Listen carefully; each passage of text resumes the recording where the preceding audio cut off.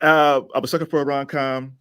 So 96% of the time, Yeah. people fall in love. I'm actually interested in the 4% where they don't find love. But oddly enough, for sports films, it was like 78% of the time of the team that you're rooting for, they don't. 70% of the time they win, but a bunch of times they don't win. Yeah, I love sports movies for this exact reason, which is that like they're the only movies that actually feel like you don't know what's going to happen at the end.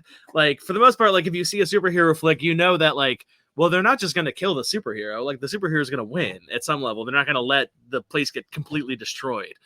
If you look at a rom-com, like there's a few rom-coms that like do kind of take a postmodern look and try to invert and subvert the genre, but for the most part, they're gonna kiss at the end in some way or another.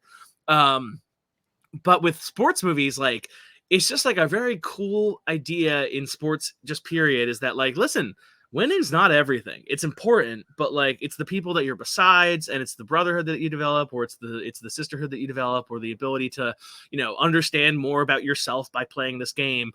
And that is like, I think, just a really beautiful thing. And I think that it's very unique among genres and movies where like some of the very best sports movies, like the guy that we're rooting for loses. Like Rocky is a perfect example. Like Rocky does not win. He eventually wins a couple, to be clear, in the sequels, but like Rocky does not win. Rocky goes the distance. And the fact that that's the thing that matters and then it makes us happy shows us and reveals things about Rocky's character that that would not simply be revealed by him being very good at punching, Right.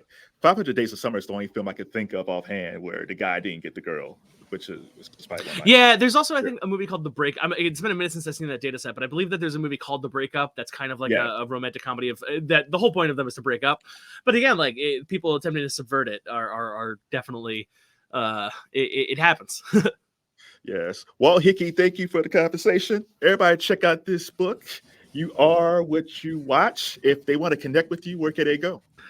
I'm an easy guy to get a hold of. I got a newsletter called Numlock. You can find that at numlock.com. And I'm on Twitter, just at Walt Hickey, and on most platforms at Walt Hickey. So, yeah. All right. And I want to thank you, because sometimes people debate if Batman is actually a really good crime fighter because the Joker's always escaping Arkham Asylum, paying the Riddler. But you said, no, this guy does lock up a lot of people.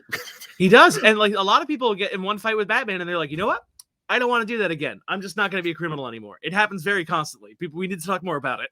Yeah, so let's give some love to the Dark Knight, shall we? Yeah. All right. Well, thanks for the conversation. Thank you.